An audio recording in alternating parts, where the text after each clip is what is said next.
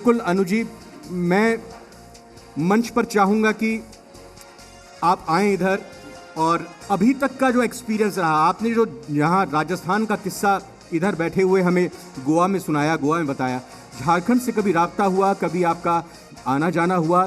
क्योंकि मध्य प्रदेश से अगर मैं गलत नहीं हूँ आप ताल्लुक़ रखते हैं, मध्य प्रदेश से आप ताल्लुक़ रखते हैं जी? हाँ बिल्कुल बिल्कुल। 1973 sometime, मे बी 72 की सर्दी या 73 के बिगनिंग की सर्दी में मुझे सर्वप्रथम परफॉर्म करने का मौका मिला था। भुरकुंडा करके एक जगह है, are you familiar with this place called Bhurkunda? तो if I am not mistaken Koderma, ये बात होगी कितने साल बाद, 50 साल पहले की, 50 साल। सो वहाँ पे उतरे, नाटक नौटंकी में मजबूरी में काम करना पड़ा। उसके बाद फिर बिल्कुल मुझे जगहें याद है, हज़ारीबाग, या are you familiar with these places?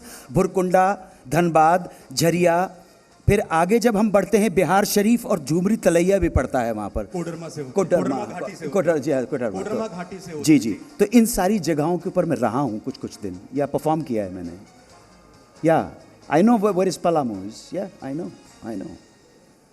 So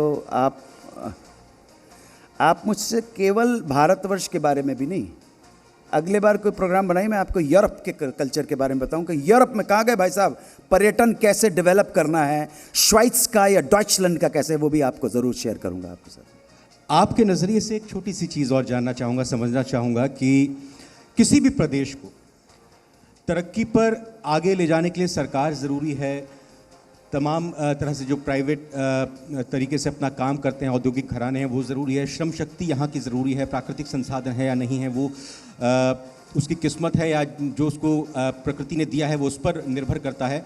लेकिन एक प्रदेश को विकसित राज्य बनने के लिए क्या ज़रूरतें हैं और उसको कैसे पूरी करनी चाहिए, आप इस पर क्या कहें? इट इज़ सर्वप्रथम बहुत ज़रूरी है कि उस प्रदेश के लोग ईमानदार हों। क्या बोला मैंने? उस प्रदेश के लोग ईमानदार हों। एक प्रदेश की बात नहीं है, 2 प्रदेशों की बात नहीं है, 3 प्रदेशों की बात नहीं है, इस पूरे भारतवर्ष की बात है। अगर आप देखेंगे इंटरनेट के ऊपर जाके तो पाएंगे कि हम कितने भ्रष्ट हैं, कितने बेईमान हैं। ठीक है, सबसे प्रथम ये समझना जरूरी कि हम क्या हैं और उसको स्वीकार करने के बाद हम अगर आगे बढ़ सकें। लोग क्या करते हैं, यहां पे पॉलिटिशियन बैठे हुए हैं, कुछ नहीं मिला तो पॉलिटिशियन के ऊपर इल्जाम लगा देते हैं कि नेता भ्रष्ट हो गए, नेता भ्रष्ट हो गए। इत्तेफाक से उत्तर प्रदेश के एक बड़े वरिष्ठ नेता थे पंडित कमलापति त्रिपाठी, मां सरस्वती उनकी जिह्वा पे बैठ गई थी। तो पता नहीं कैसे पॉलिटिशियन कभी सच नहीं बोलते। इंग्लिश में कहावत है, if a politician says yes it means may be, and if a politician says may be it means no, and if a politician says no, he is not a politician. समझे आप? So उन्होंने कहा कि आप जनप्रतिनिधियों को क्यों बेईमान बताते हैं, क्यों भ्रष्ट कहते हैं?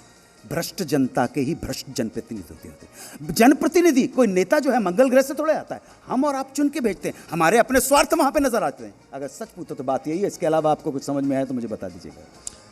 आपने जो बात समझाई वो अपने आप में संपूर्ण है, परिपूर्ण है, लेकिन एक चीज़ यहाँ पर ये भी कहना चाहूँगा कि अगर हम झारखंड के राजनीतिज्ञों की बात करें, सबसे ख़ास बात ये है कि अपने विचारधारा अलग हो सकती है, अपने विचारों में विरोधाभास हो सकता है, लेकिन जब तरक्की की बात होती है प्रदेश की तो मिलजुल कर बात करते हैं और एक मंच पर ही आकर लगातार चर्चा करते हैं, कमियां भी बताते हैं, उसका रास्ता भी बताते हैं। और जी बिहार झारखंड लगातार हर जिले में जिस तरह से कोशिश करने के लिए पहुंचा है, तो हमारे साथ न सिर्फ सरकार में जो मौजूद हैं उनके प्रतिनिधि होते हैं, बल्कि उसी बेबाकी के साथ और उसी प्रोत्साहन के साथ दूसरे दलों के भी नेता शामिल होते हैं, जुड़ते हैं और बातों को रखते हैं।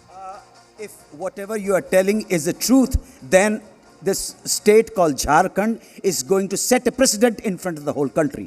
अगर जो आप कह रहे हैं वो सत्य है तो झारखंड पूरे देश के सामने एक आदर्श मिसाल रखे।